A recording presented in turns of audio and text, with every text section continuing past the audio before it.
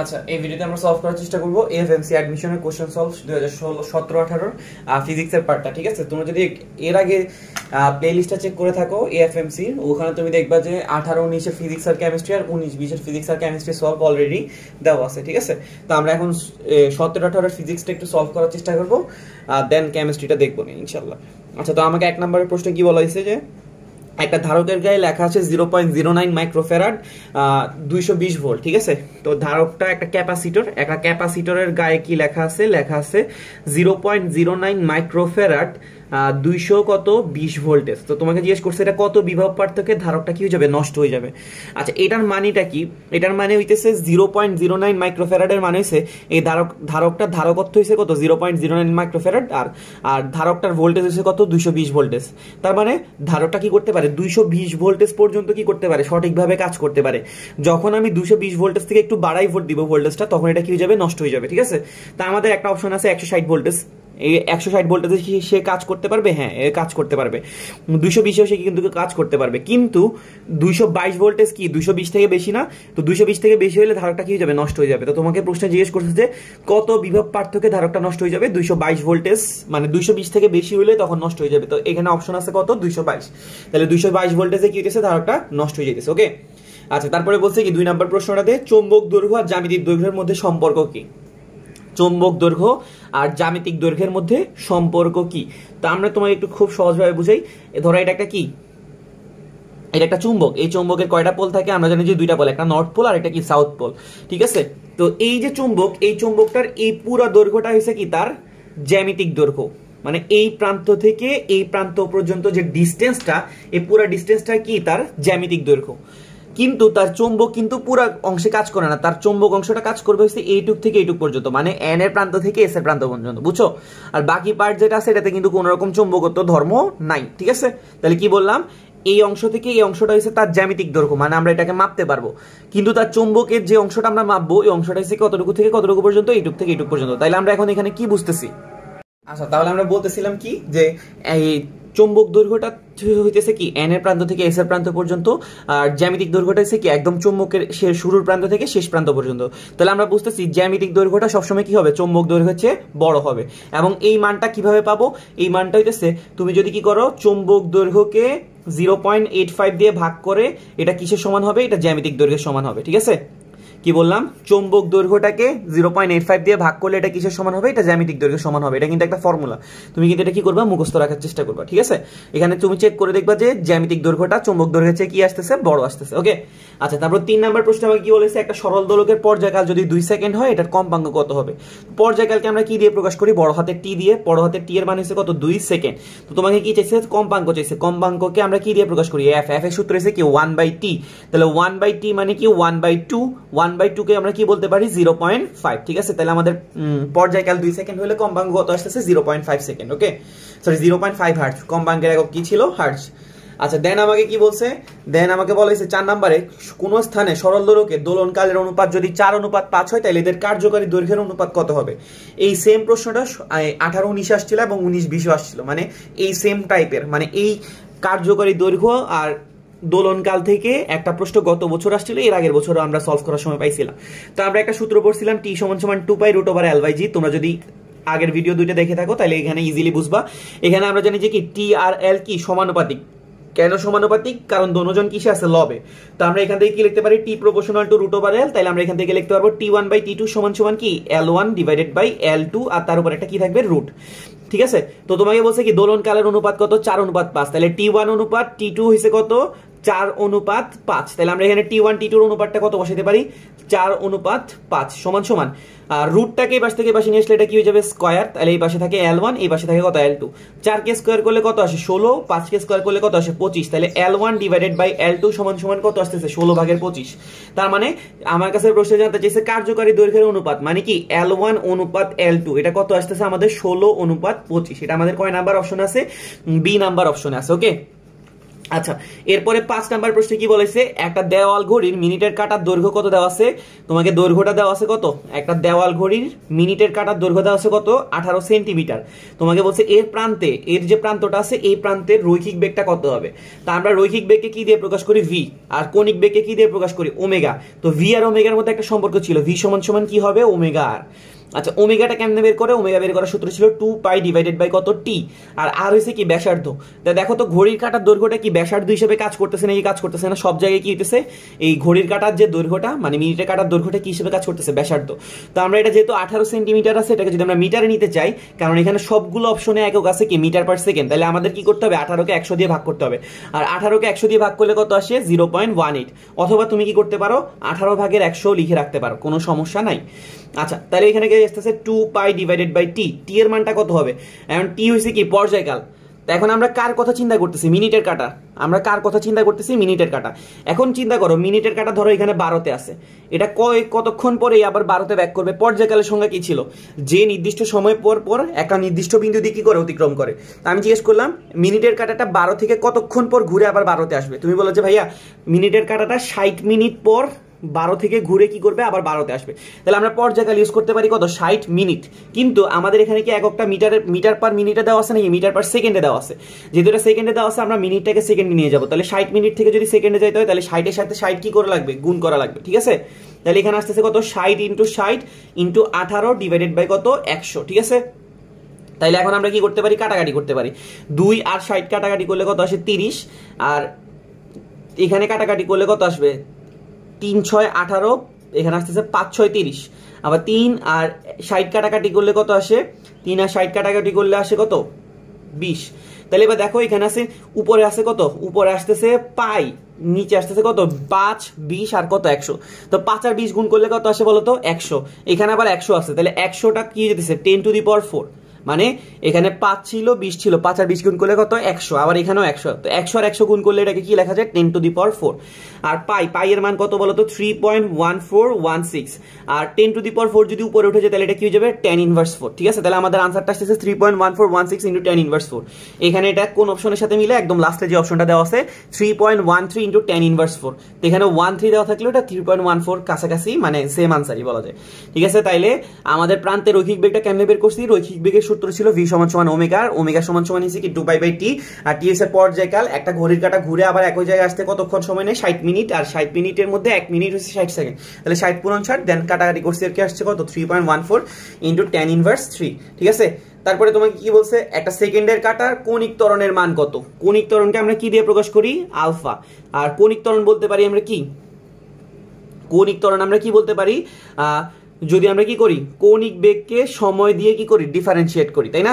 কৌণিক ত্বরণের সূত্র কি বলতে পারি, কৌণিক বেগকে যদি আমরা সময় সাপেক্ষে ডিফারেন্সিয়েট করি, তাহলে কি পাই যাব, কৌণিক ত্বরণ। এখন প্রশ্ন হচ্ছে, একটা যে ঘড়ির মধ্যে যে কাঁটাগুলো আছে, ঠিক আছে, সেকেন্ডের কাঁটা বলবো বা মিনিটের কাঁটা, ওদের যে ওমেগাটা কিন্তু কি থাকে, সমান থাকে। এদের কি ওমেগার মানটা কি চেঞ্জ হয় নাকি চেঞ্জ হয় না। তোমাকে বললাম একটা ঘড়ির মধ্যে যে কাঁটাটা আছে, এই কাঁটাটা যে ঘুরতেছে, এটা কি সব জায়গায় সমান নাকি সমান না, বলো অবশ্যই সমান। যদি সমান না হইতো, তাহলে কখনো 9টা থেকে 10টা বাজতে টাইম লাগতো অনেক তাড়াতাড়ি, আবার কখনো 10টা থেকে 11টাতে টাইম লাগতো কম, তাই না। যেহেতু বেগটা সমান, এই জন্য 9টা থেকে 10টা বাজতে যতক্ষণ লাগে, 10টা থেকে 11টা বাজতেও কি লাগবে, ততক্ষণই লাগবে। ঠিক আছে, তাহলে ওমেগার মানটা কি আসতেছে, সমান। তাহলে ওমেগার মান যেহেতু সমান, তাহলে এটাকে আমরা কি বলতে পারি, কনস্ট্যান্ট। ঠিক আছে না। আর তাহলে আমরা এখানে কনস্ট্যান্ট রাশিকে যখন ডিফারেন্সিয়েশন করবো, তখন কি আসবে, 0। তাহলে সেকেন্ডের কাঁটার কৌণিক ত্বরণের মান কি আসতেছে, 0। ব্যাপারটা কি বুঝতে পারছি। কৌণিক ত্বরণ মানে হচ্ছে কৌণিক বেগকে সময় সাপেক্ষে ডিফারেন্সিয়েট করা, আর ঘড়ির কাঁটার গুলার কি হবে, কৌণিক বেগটা সব জায়গায় কি হবে, সমান। ঠিক আছে, তার মানে সমান মানে কনস্ট্যান্টকে ডিফারেন্সিয়েট করলে কি আসে, 0। আচ্ছা, তারপরে কি বলছে, একক কৌণিক বেগে ঘূর্ণনরত বস্তুর জড়তার ভ্রামককে কি বলে, একক কৌণিক বেগে ঘূর্ণায়মান বস্তুর জড়তার ভ্রামক। তো জড়তার ভ্রামককে আমরা কি দিয়ে প্রকাশ করি, আই। তো তোমাকে বলছে কি, একক কৌণিক বেগে, তাহলে একক কৌণিক বেগে হইছে কত, একক কৌণিক বেগে ঘূর্ণনরত বস্তুর জড়তার ভ্রামক হইছে কত, আই। এখন আমরা একক না চিন্তা করে ওমেগা চিন্তা করি, তাহলে ওমেগা কৌণিক বেগে ঘূর্ণায়মান বস্তু জড়তার ভ্রামক কত হবে, আই ওমেগা। ঠিক আছে, তো আই ওমেগা কিসের সূত্র বলতে পারবা, আমরা একটা সূত্র পড়ছিলাম, এল সমান সমান আই ওমেগা, মনে আছে। তাহলে আই ওমেগা হচ্ছে কিসের সূত্র, এল এর সূত্র। এল কে আমরা কি বলি, কৌণিক ভরবেগ। তাহলে একক কৌণিক বেগে ঘূর্ণায়মান বস্তুর জড়তার ভ্রামকটাকে আমরা কি বলতে পারি, কৌণিক ভরবেগ। ব্যাপারটা বুঝতে পারছি। আবার বুঝাইতেছি, একক কৌণিক বেগে। তো একক কৌণিক বেগে ঘূর্ণায়মান বস্তু জড়তার ভ্রামককে বলছে আই, তাহলে আমরা একক না চিন্তা করে ধরলাম যে ওমেগা চিন্তা করি, তাহলে ওমেগা কৌণিক বেগে ঘূর্ণায়নত বস্তুর জড়তার ভ্রামক কি হবে, ওমেগা ইন্টু আই। আর ওমেগা আই কে আমরা কি বলতে পারি, এল। এল মানে হচ্ছে কি কৌণিক ভরবেগ, ঠিক আছে।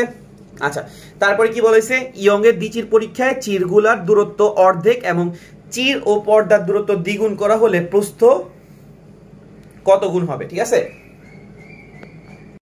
আচ্ছা, তো আমাকে প্রশ্ন বলেছে ইয়ং এর দ্বিচির পরীক্ষায় চিরগুলোর দূরত্ব কি করব, অর্ধেক, এবং চির এবং পর্দার দূরত্ব কি করা হবে, দ্বিগুণ। তাহলে ডোরার প্রস্থটা কত হবে, ঠিক আছে। ডোরার প্রস্থকে আমরা কি দিয়ে প্রকাশ করি, এক্স ডি দিয়ে প্রকাশ করি। এটা বের করার ফর্মুলা কি ছিল, ল্যামডা বড় হাতের ডি ডিভাইডেড বাই কি ছিল, 2a, ঠিক আছে। এখানে 2a এর মধ্যে a এর পরিচয় কি ছিল, a এর পরিচয় ছিল দুইটা চির ছিল না, এই চির দ্বয়ের মধ্যবর্তী দূরত্বকে আমরা কি দিয়ে প্রকাশ করতাম, a। আর এইখান থেকে তোমার যে পর্দা ছিল, এই পর্দা পর্যন্ত ডি দূরত্বটাকে আমরা কি দিয়ে প্রকাশ করতাম, বড় হাতের ডি, ঠিক আছে। তো ডোরার প্রস্থ আমরা পাইতাম 2 ল্যামডা ডি ডিভাইডেড বাই কি 2a, ওকে।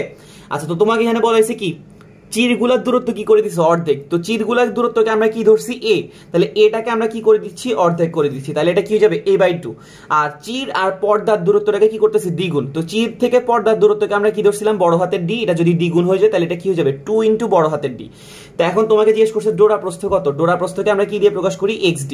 তো xd সমান সমান আমরা জাস্ট এই সূত্রের মান বসাই দিব, ল্যামডা তো তরঙ্গ দৈর্ঘ্য, d এর জায়গায় এখন কত বসাবো, 2d, 2 ইন্টু a এর জায়গায় আমরা কত বসাবো, a/2। তাহলে এই 2টাকে যদি উপরে উঠে দিই তাহলে এটা কি হয়ে যেতেছে বলতো, 2 এর সাথে গুণ হয়ে কি হয়ে যাবে 4, তাহলে এখানে আসতেছে 4 lambda D divided by 2a। তো একটা ডোরার প্রস্থ হইছে কত, lambda D divided by 2a, ওইটার সামনে কত চলে আসছে, 4, তার মানে কয় গুণ হয়ে যেতেছে, 4 গুণ হয়ে যেতেছে। তার মানে একটা ইয়ং এর পরীক্ষায় যদি আমরা কি করে দেই, চির দ্বয়ের দূরত্ব অর্ধেক করি আর চির থেকে পর্দার দূরত্ব কি করি, 2 গুণ করি, তাহলে এখানে কি হয়ে যাবে, ডোরার প্রস্থটা কত গুণ হয়ে যাবে, 4 গুণ, ওকে। আচ্ছা, এটা ছিল আমাদের 8 নাম্বার প্রশ্ন। দেন আমাকে 9 নাম্বারের প্রশ্নে কি বলা হয়েছে, 9 নম্বর প্রশ্ন বলা হয়েছে কয়লা পোড়ালে তাপ উৎপন্ন হয়, এখানে কোন শক্তি তৈরি হয়, ঠিক আছে। কয়লা পোড়ালে, কয়লা মানে কি বলতো, কয়লার সংকেত হচ্ছে কার্বন, এটাকে আমরা পোড়া দিছি, পোড়ানো মানে কি বলো, দহন করা। দহন করলে কি হবে, কার্বন ডাই অক্সাইড তৈরি হবে, আর কি তৈরি হবে, শক্তি। তো এখানে কি শক্তি কিসে রূপান্তর হইতেছে, দেখো তো, এখানে একটা রাসায়নিক বিক্রিয়া করছে, তাই না, এটা হচ্ছে রাসায়নিক শক্তি। রাসায়নিক শক্তিটা কিসে পরিণত হয়েছে, তাপ শক্তি, ঠিক আছে। রাসায়নিক শক্তিটা কিসে পরিণত হইতেছে, তাপ শক্তিতে। কয়লা পোড়ালে কোন শক্তি ট্রান্সফার হইতেছে, রাসায়নিক শক্তিটা তাপ শক্তিতে। আচ্ছা, তারপরে বললে কি, ভি বেগে বুলেট কি করতে পারে, একটা তক্তা ভেদ করতে পারে। ভি বেগের বুলেট একটা তক্তা ভেদ করতে পারে, 2v বেগে কয়টা তক্তা ভেদ করতে পারবে। তা আমরা জানি যে কি, গতিশক্তি সূত্র কি ছিল, হাফ mv², মনে আছে। তো একটা তক্তা ভেদ করার জন্য তার গতিশক্তি কত হইতেছে, ভি বেগে কি করছে, একটা তক্তা ভেদ করতে পারছে, তাহলে একটা তক্তা ভেদ করার জন্য তার গতিশক্তি কত, হাফ mv²। এখন ধরো তোমাকে বলছে বেগ কত করে ফেলছো তুমি, 2v, তাহলে যদি তুমি এখন 2v করো তাহলে হাফ m, এখানে v এর জায়গায় কি হবে, 2v², 2 কে যদি স্কয়ার করো তাহলে কত হবে বলো তো, 4, 4টাকে আমি সামনে চিন্তা করলাম, তাহলে এটা কি হাফ mv²। তো এইখানে যে হাফ mv²টা আছে, এই হাফ mv² কয়টা তক্তা ভেদ করার জন্য লাগে, একটা। ওই একের সাথে যখন আমরা 4 গুণ করবো তাহলে এখানে কয়টা আসতেছে, 4টা। তাহলে টোটাল কয়টা তক্তা ভেদ করতে পারবে, 4টা। কখন, যখন আমি বেগ কয় গুণ করে ফেলবো, 2 গুণ, ওকে। আচ্ছা, তারপরে 11 নম্বর প্রশ্নে কি বলছে, 30 মিটার উচ্চতা থেকে পড়ন্ত বস্তু কত মিটার পতিত হলে এর গতিশক্তি বিভব শক্তির কত গুণ হবে, দ্বিগুণ। গতিশক্তিটা বিভব শক্তির কি হবে, দ্বিগুণ। তো গতিশক্তিকে আমরা কি দিয়ে প্রকাশ করি, ইকে, আর বিভব শক্তিকে আমরা কি দিয়ে প্রকাশ করি, ইপি। তো গতিশক্তিটা বিভব শক্তির কয় গুণ, দ্বিগুণ। তাহলে বিভব শক্তির সাথে আমরা কত লাগিয়ে দিলাম, 2। তো আমরা এখানে উচ্চতাটা কি, উচ্চতাটা কত বলছে, 30 মিটার। তা আমি ধরলাম উপর থেকে কতটুকু দূরে, এক্স পরিমাণ দূরে, তাহলে নিচ থেকে কতটুকু দূর হইতেছে, নিচ থেকে দূরত্বটা হইতেছে 30 - x। ব্যাপারটা কি বুঝতে পারছি, তোমাকে যে বললো উপর থেকে, উচ্চতা থেকে পড়ন্ত বস্তু কত মিটার পতিত হলে, তো আমি ধরলাম কত মিটার পতিত হলে, এক্স মিটার পতিত হলে গতিশক্তি বিভব শক্তির কয় গুণ হবে, 2 গুণ হবে, ঠিক আছে। কত মিটার পতিত হলে, এক্স মিটার। তাহলে ভূমি থেকে এই দূরত্বটা কত আসতেছে, 30 - x, ঠিক আছে। তো ইকের একটা সূত্র ছিল, ইকের সূত্রটা ছিল হাফ mv², আর ইপি এর সূত্রটা কি ছিল, mgh। আচ্ছা, এখন এইচ এর কথা বলবো। এইচ, ইপির মধ্যে যে এইচটা আছে, এই এইচটা আসলে কোথা থেকে নিতে হবে, আমি এইচটা কি ভূমি থেকে উচ্চতা নিব নাকি উপর থেকে উচ্চতা নিব। মনে রাখবা, বিভব শক্তির জন্য উচ্চতাটা সবসময় কোথা থেকে নিতে হয়, ভূমি থেকে। তাহলে আমরা এখানে এইচ এর জায়গায় কত লিখবো, 30 - x। কত লিখবো, 30 - x। এখানে m আর m কি হবে, কাটা, ঠিক আছে। আচ্ছা, তাহলে এবার এখানে দেখো হাফ আছে, v² সমান সমান আমরা কি বলতে পারি, u² প্লাস কত, 2gh, u² প্লাস 2gh। এখন এখানে যে এইচটা আসতেছে, গতিশক্তির জন্য এইচটা সবসময় কোথা থেকে নিতে হবে, উপর থেকে। তো আমরা এখানে এইচ এর জায়গায় কত ইউজ করতে পারি, এক্স। আর পড়ন্ত বস্তুর ক্ষেত্রে আদিবেগ সবসময় কি হয়, 0। তাহলে এখানে u² এর মধ্যে ইউটা 0 হয়ে গেলে u² পুরোটা কি হয়ে যাচ্ছে, 0। এর হাফ আর হাফ কি হবে, কাটা। তারপর এখানে দেখো এই পাশে কি আসতেছে, এই পাশে আছে একটা 2 আছে, জি আছে, আর কত আছে 30 মাইনাস কত x। এখানে তুমি জি আর জি কি করতে পারো, কাটাকাটি করতে পারো। তাহলে এখানে অবশিষ্ট কে থাকে, এই পাশে থাকে x আর এই পাশে থাকে 2 গুণ 30, 30 আর 2 গুণ করলে কত আসে 60, 2 আর x গুণ করলে কত আসে 2x। তাহলে এখানে আসতেছে 3x সমান সমান 60, দ্যাট মিনস x সমান সমান কত 20। তার মানে কত মিটার ভূমি থেকে কত মিটার, সরি উপর থেকে কত মিটার পতিত হলে গতিশক্তি বিভব শক্তির দ্বিগুণ হবে, 20 মিটার পতিত হইলে। ওকে, তাহলে উপর থেকে কত মিটার পতিত হইলে গতিশক্তি বিভব শক্তির দ্বিগুণ, 20 মিটার পতিত হইলে। ঠিক আছে, তারপরে কি বলছে, সরল দোলন গতি সম্পন্ন কোন কণার পর্যায়কাল, পর্যায়কালকে আমরা কি দিয়ে প্রকাশ করি, বড় হাতের টি। এর বল ধ্রুবক, বল ধ্রুবককে আমরা কি দিয়ে প্রকাশ করি, কে দিয়ে। ঠিক আছে, কে এর কি হবে, সমানুপাতিক নাকি ব্যস্তানুপাতিক না কি রকম সম্পর্ক, এটা জিজ্ঞেস করছে। কি বলছে, সরল দোলন গতি সম্পন্ন কোন কণার পর্যায়কাল বল ধ্রুবকের সাথে সম্পর্কটা কি রকম। তা আমরা টি সমান সমান একটা সূত্র খুব কমন জানতাম, টি সমান সমান 2π√L/g। ঠিক আছে, টি সমান সমান কি ছিল, 2π√L/g। এটা ছাড়াও আরেকটা সূত্র ছিল 2π/m/k, মানে এটা থেকে মডিফাই করলে এটা আসতো টি সমান সমান 2π/m/k। তাহলে এবার এখানে দেখো টি আর কে এর সম্পর্ক, এরা কি দুজন কি হরে আছে নাকি দুজন লবে আছে। যদি দুজন হর দুজন লবে থাকে তাহলে এরা হচ্ছে সমানুপাতিক, আর একজন হর আর একজন লবে থাকলে এরা সম্পর্কটা কি হবে, ব্যস্তানুপাতিক। তাহলে আমরা দেখতেছি টি আর কে এর সম্পর্কটা কি আসতেছে, ব্যস্তানুপাতিক। তবে ব্যস্তানুপাতিকের মধ্যে আবার একটা ঝামেলা হয়েছে কি, বর্গমূলের ব্যস্তানুপাতিক। তাহলে আমরা এখানে কি বলতে পারি, বর্গমূলের ব্যস্তানুপাতিক। ঠিক আছে, আচ্ছা এটা নিয়ে কোনো সমস্যা নাই। 13 নম্বর প্রশ্ন আমাকে কি বলেছে, নিউটনের গতির দ্বিতীয় সূত্র কোনটা। নিউটনের গতির দ্বিতীয় সূত্র ছিল ভরবেগের পরিবর্তনের হার, ভরবেগের পরিবর্তনের, বই খুলে দেখবা, পরিবর্তনের হার প্রযুক্ত বলের সমানুপাতিক, প্রযুক্ত বলের সমানুপাতিক। ঠিক আছে, তো ভরবেগের পরিবর্তনের হার, ভরবেগকে আমরা কি দিয়ে প্রকাশ করি, পি। তাহলে ভরবেগের পরিবর্তনের হার, হার মানে কি বলতো, টাইম দিয়ে কি করা, ভাগ করা।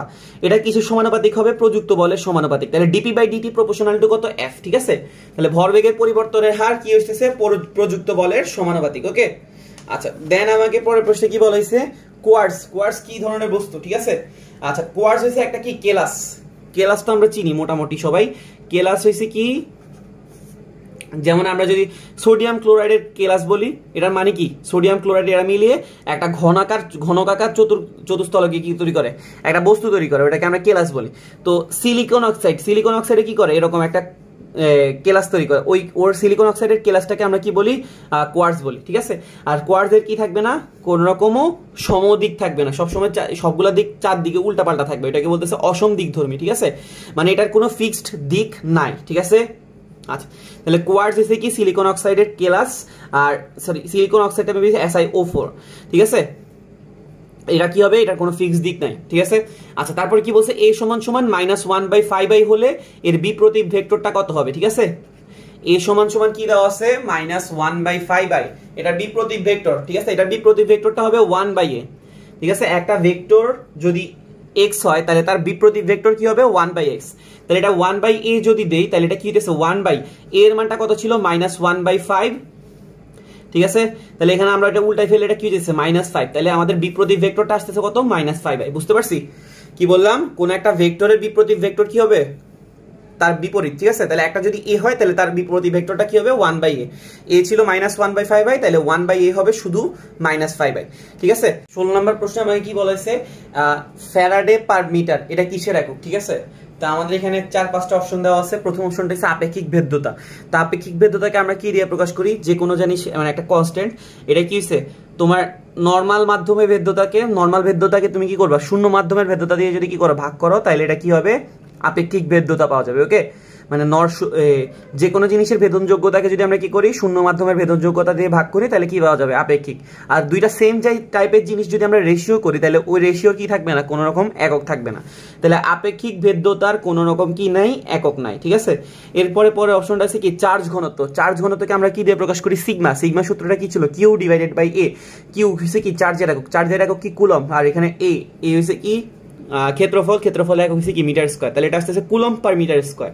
তাহলে এটাও কিন্তু ফ্যারাডে পার মিটার আসতেছে না। দেন 3 নম্বরে কি হচ্ছে, তড়িৎ প্রাবল্য। তড়িৎ প্রাবল্য হচ্ছে কি, E সমান সমান 1/4πε0 Q/d²। এটার একক কি ছিল, নিউটন পার কুলম। ওকে, তড়িৎ প্রাবল্যের একক কি ছিল, নিউটন পার কুলম। তাইলে এটাও আসতেছে না। তাহলে আমাদের যে লাস্টের যে অপশনটা আছে এই অপশনটাই হবে, কোনো রকম চান্স নাই। আচ্ছা তোমাদের একটা কনফিউশন হইতেছে স্কিপটা নিয়ে। এই স্কিপটা কিন্তু যারা পিডিএফ বানাইছে তারাই অ্যাড করছে, এরকম কোনো স্কিপ কিন্তু তোমার অপশনে থাকবে না। তোমার অপশন কিন্তু কয়টা থাকবে? 4টাই থাকবে, বুঝতে পারছো? স্কিপটা ওরা অ্যাড করছে কেন? কারণ যদি তুমি প্রশ্ন না পারো তাহলে তুমি তো প্রশ্নটা খালি রাখবা, কিন্তু ওদের ওই পরীক্ষা দেওয়ার জন্য যে 5টা অপশন দেওয়া আছে, মানে তোমাকে কিন্তু এখানে কি করতে হবে, পরীক্ষায় বসলে মানে ওদের পিডিএফে পরীক্ষা দিতে বসলে তখন কিন্তু তোমাকে 5টা অপশনের মধ্যে একটা অপশন দাগাইতেই হবে। ওই কারণে যদি তুমি না পারো তখন তুমি স্কিপটা দিবা, ঠিক আছে? জাস্ট এটা কিন্তু ওদের জন্য, আর বাকি বাইরে কিন্তু এএফএমসিতে কিন্তু তোমার কোনো রকম স্কিপ অপশনটা থাকবে না, ঠিক আছে? তাহলে আমরা কি বুঝলাম? আপেক্ষিক ভেদ্যতার একক নাই, চার্জ ঘনত্বের একক হচ্ছে কুলম পার মিটার স্কয়ার, তড়িৎ প্রাবল্যের একক হচ্ছে নিউটন পার কুলম, আর ভেদনযোগ্যতার যেহেতু বাকি অপশন আছে ভেদনযোগ্যতা, এটার একক হবে কত? Faraday per metre. ওকে, আচ্ছা, তারপরে কি বলছে? গ্যাসের গতিবেগের ক্ষেত্রে কোন ক্রমটা সঠিক? এখানে কি কি দেওয়া আছে? একটা আছে আরএমএস বেগ আর একটা আছে গড় গতিবেগ। আরএমএস মানে কি বলতো?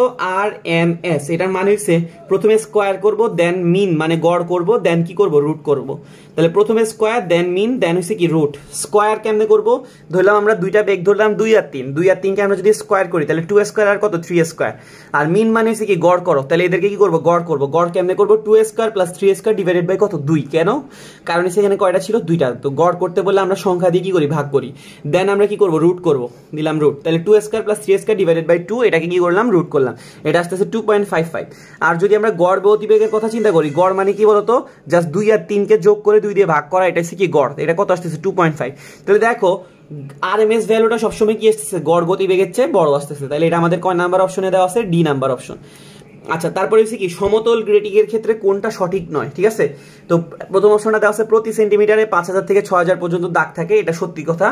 আর প্রতিটা দাগ কি হিসেবে কাজ করে? অস্বচ্ছ রেখার মতো কাজ করে, এটাও কিন্তু ঠিক। আর প্রতিলিপি গ্রেডিং এক ধরনের নিঃসরণ গ্রেডিং, এটাও ঠিক কথা। কিন্তু ডি নাম্বার অপশন যেটা দেওয়া আছে গ্রেডিং ধ্রুবক, গ্রেডিং ধ্রুবক বের করার সিস্টেমটা ভুল। গ্রেডিং ধ্রুবককে আমরা কি দিয়ে প্রকাশ করি? ডি। আর এটা কেমনে পাবো? এ প্লাস বি। এ প্লাস বি হয়েছে কি? এ হয়েছে কি ডোরার প্রস্থ, মানে আমি ডোরার প্রস্থটা নিব, আর এ হয়েছে কি প্রত্যেকটা যে দাগ আছে এই অস্পষ্ট দাগগুলার প্রস্থ, ঠিক আছে? তাহলে কি বললাম? গ্রেডিং ধ্রুবকটা কেমনে পারবো?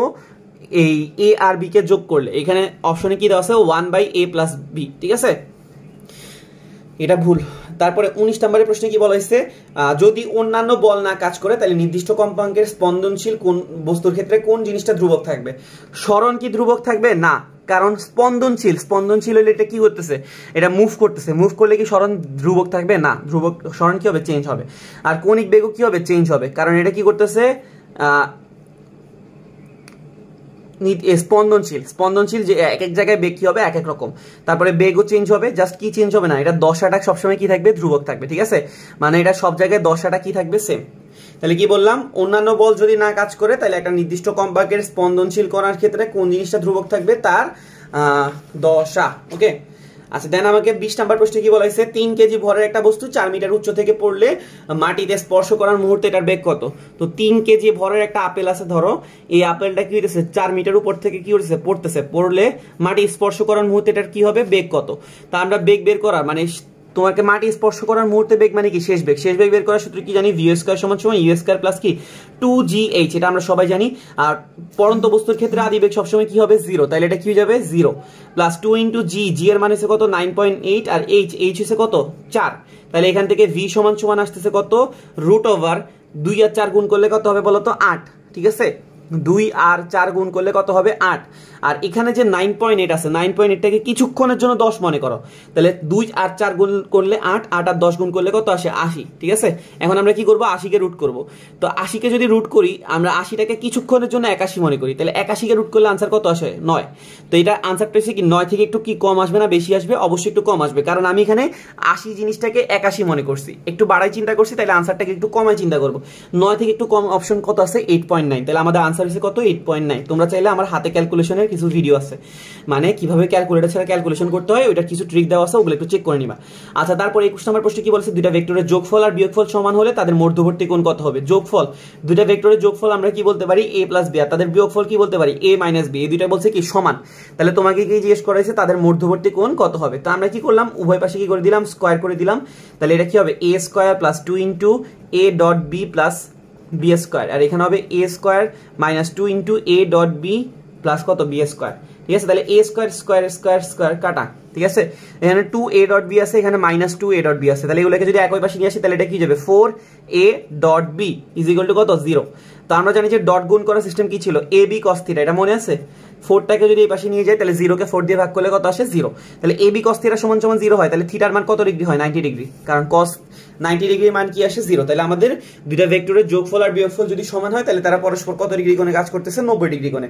22 নম্বর প্রশ্নটা খুব সহজ, তোমাকে কি বলেছে সরল ছন্দিতে স্পন্দিত কোন কণার পর্যায়কাল, পর্যায়কালকে আমরা কি দিয়ে প্রকাশ করি t, কত দেওয়া আছে 20 সেকেন্ড। তোমাকে কি বের করতে বলছে কণিক কম্পাঙ্ক, কণিক কম্পাঙ্ককে আমরা কি দ্বারা প্রকাশ করি ওমেগা, ওমেগা বের করার সূত্র কি ছিল 2π ডিভাইডেড বাই t, তাহলে এখানে আসতেছে 2π, t এর মান হচ্ছে কত 20, তাহলে 2 আর 20 কাটাকাটি করলে কত আসে 10, তাহলে এখানে আসতেছে কত π ডিভাইডেড বাই 10, এটা কিন্তু আমাদের অপশনে এক্সিস্ট করতেছে, তাহলে এটা আমার দশমিকের ভাগগুলো করা লাগতেছে না, তাহলে আনসারটা হইতেছে কত π/10, ঠিক আছে।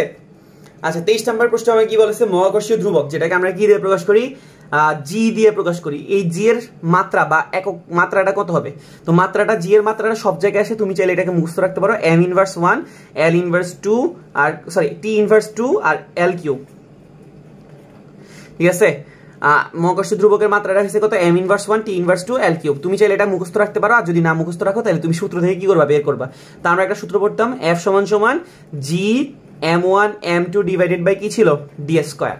আচ্ছা f f হইছে কি বল, বলের মাত্রা কি বলতো, বলের মাত্রা হইছে m l t ইনভার্স কত 2, বলের মাত্রা এটা তো আমরা সবাই মুখস্থ জানি। f সমান সমান কি হবে m a, m এর মধ্যে ভরের মাত্রা হইছে কত m, আর a হইছে ত্বরণ, ত্বরণের মাত্রা হইছে কি হয় l t ইনভার্স 2, ঠিক আছে। আমরা g এর মাত্রাটা বের করব, এটাকে আমরা স্কিপ রাখলাম m1 m2, ভরের মাত্রাকে আমরা কি দিয়ে প্রকাশ করি বড় হাতের m, আর d d হইছে দূরত্ব, দূরত্বের মাত্রাকে আমরা কি দিয়ে প্রকাশ করি l, তাহলে এখানে কি হইতেছে l স্কয়ার, তাহলে এখানে একটা m এখানে একটা m কি হবে কাটা, ঠিক আছে।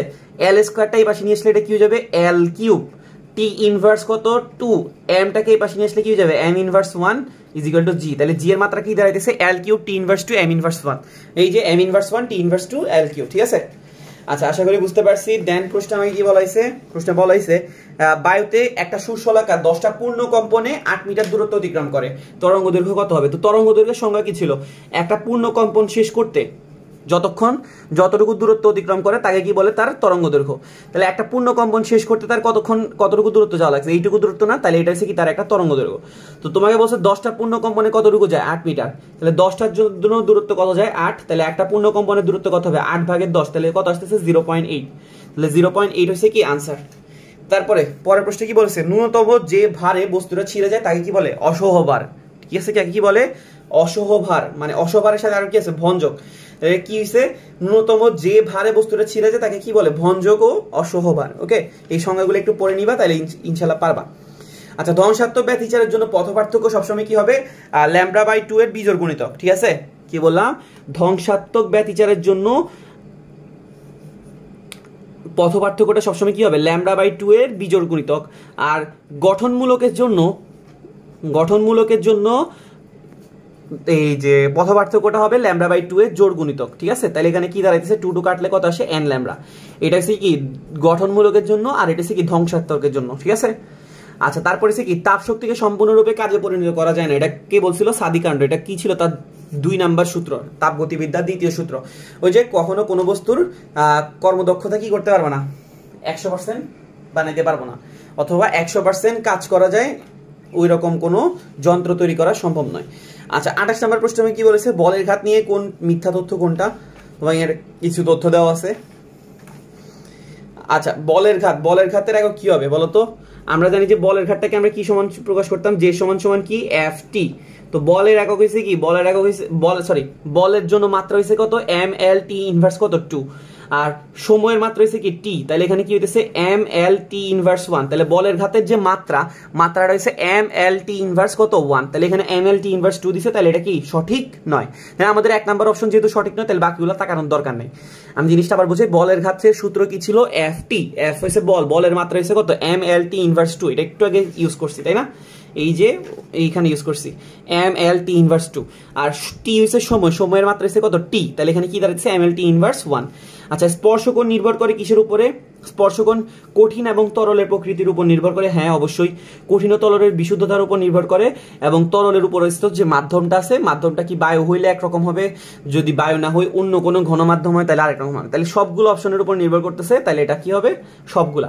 30 নম্বর প্রশ্ন রয়েছে কি নবদূরবীক্ষণ যন্ত্রের বিবর্ধন, বিবর্ধনকে আমরা কি দিয়ে প্রকাশ করি, এম, এম এর সূত্র কি ছিল, F O divided by F E, মানে অভিলক্ষের ফোকাস দূরত্বকে অভিনেত্রের ফোকাস দূরত্ব দিয়ে কি করবো, ভাগ করবো। এই জিনিসটা সেম জিনিসটা গত বছরের এএফএমসি তেও আসছিল। তাহলে নবদূরবীক্ষণ যন্ত্রের ফোকাস দূরত্ব, অভিলক্ষেরটা এফও আর অভিনেত্রটা যদি এফই হয় তাহলে বিবর্ধন হবে কত, এফও ডিভাইডেড বাই এফ ই। ঠিক আছে, এটাই ছিল আমাদের 30 নম্বর প্রশ্ন। আশা করি আমরা বুঝতে পারছি। কারো যদি কোনো সমস্যা থাকে আমাকে জানাতে পারো। ভিডিও দেখার জন্য ধন্যবাদ। আর চ্যানেলে নতুন হলে অবশ্যই সাবস্ক্রাইব করবা। Okay, Facebook group page, Telegram group সবকিছু লিংক তোমার ডেসক্রিপশনে পাবা। ঠিক আছে, আল্লাহ হাফেজ।